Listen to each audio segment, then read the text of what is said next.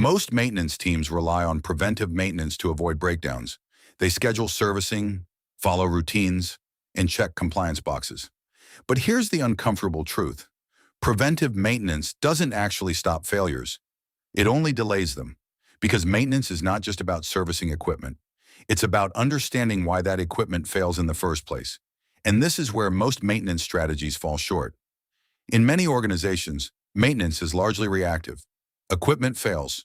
Then teams respond. Even when preventive schedules are in place, the mindset remains the same. Wait for signs of failure, then act. This inevitably leads to unplanned downtime, rushed repairs, and recurring issues. Although preventive maintenance was introduced to solve this problem, but it comes with its own limitations. In this video, we're breaking down 6 reasons why preventive maintenance is not enough in modern maintenance systems. 1. It assumes all failures are time-based. Preventive maintenance is built on a simple assumption. That equipment fails because of time or usage, but not all failures follow time-based.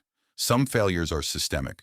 They occur due to design weaknesses, operating conditions, human error, or hidden defects.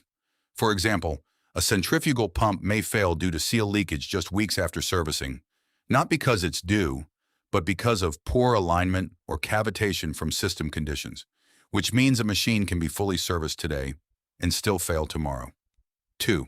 It focuses on compliance, not performance. Preventive maintenance is often measured by schedule completion, task compliance, and work order closure. But none of these guarantee improved reliability. For example, a plant may report 95% preventive maintenance compliance on compressors, yet still experience frequent breakdowns due to overheating issues that are never addressed in the preventive maintenance checklist. So this implies that teams may look successful on paper, while equipment performance is still declining. 3. It does not eliminate root causes. Preventive maintenance only slows down failure. It does not always remove it. For example, a generator keeps overheating every few weeks. The maintenance technician routinely cleans the radiator and tops up coolant as part of preventive maintenance. But the real issue is a partially blocked coolant passage inside the engine. So even after every scheduled maintenance, the overheating keeps coming back, because only the symptoms were fixed, not the cause. 4. It creates predictable but incomplete coverage. Preventive maintenance works on fixed intervals, but equipment does not fail on fixed intervals. Example, gearbox oil is changed every 3 months, but contamination starts within 2 weeks due to a faulty breather. The PM schedule never detects this early degradation, so some issues are over-maintained, while others are completely missed. 5. It can lead to false confidence. When preventive maintenance runs smoothly, it creates a dangerous perception. We are in control of reliability.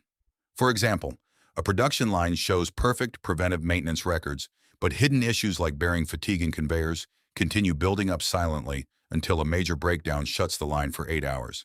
So teams feel safe, while risk is actually growing. 6. It does not adapt to real equipment behavior. Preventive maintenance is standardized, but equipment behavior is not. For example, 2 identical diesel generators, one runs at 40% load, the other at 85% load daily. Yet both receive identical preventive maintenance schedules, even though the higher load unit experiences faster wear on injectors and cooling systems. When maintenance does not adapt to conditions, reliability gaps appear. So what separates high-performing maintenance teams from everyone else? The answer is simple. They don't rely on a single maintenance strategy. They understand that different failure modes require different approaches. Some failures can be prevented through routine servicing, while others can only be detected through condition monitoring, and some require engineering changes to remove the root cause completely.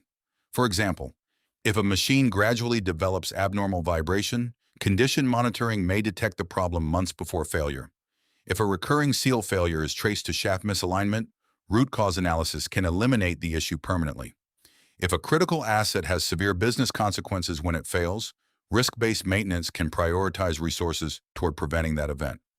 This is why contemporary maintenance systems combine multiple strategies instead of depending entirely on preventive maintenance. The goal is no longer just to maintain equipment. The goal is to improve reliability. Because reliability is not measured by how many maintenance tasks are completed. It is measured by how consistently equipment performs its intended function when required. Think about it this way. A maintenance team can complete every scheduled task for the month, and still experience major breakdowns. Meanwhile, another team may perform fewer maintenance activities but achieve better reliability because they focus on the actual causes of failure. That's the difference between maintaining equipment and managing reliability. One focuses on activities, the other focuses on results. And in today's competitive industries, results are what matter. The most effective maintenance organizations are not asking, did we complete the PM schedule? They are asking, did our actions reduce the probability of failure? And that single shift in thinking changes everything. So, preventive maintenance is not a bad strategy. In fact, it is necessary, but it is not enough on its own. Because reliability is not guaranteed by maintenance frequency, it's achieved by understanding and controlling how equipment actually fails. This means combining strategies like condition monitoring, root cause analysis, and risk-based decision-making to eliminate failure causes, not just delaying them. And that's it for this video. Thank you for watching. If this video has helped you see maintenance at a higher level, please give it a like and share with your team. Don't forget to subscribe to this channel for more practical engineering and maintenance insights, and check out our next video. Until next time, stay reliable, stay prepared, and keep thinking like an engineer.